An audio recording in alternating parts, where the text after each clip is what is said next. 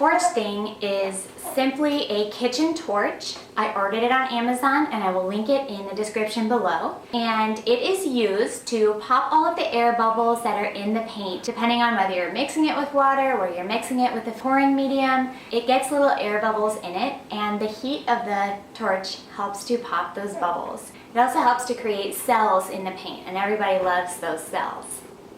This torch is simple to use. It's got a little knob, even closed when you're not using it, so it's locked. Turn it to open, and then there's a little adjuster down here for how big the flame is. Minus for small, move it up to plus for bigger. And then all you do is press this little button here, and there it comes out. When you're using this, you want to get the distance to your painting just right. Too close and you'll scorch the painting, and too far away and won't pop the bubbles. So you'll figure it out pretty quickly. The one other thing you need to go with this is the butane fuel. This is what I use, Zippo butane fuel. I also purchased this on Amazon and it lasts for quite a while. You simply take off the lid. There's a little nozzle here and a little hole in the torch. You just turn the fuel upside down, you press it into the nozzle, hold it firmly,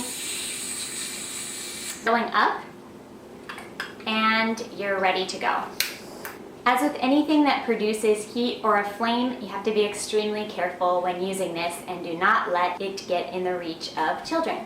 Hi, I'm Anna. This is Acrylic Pouring Academy, quick answers to all of your fluid art questions.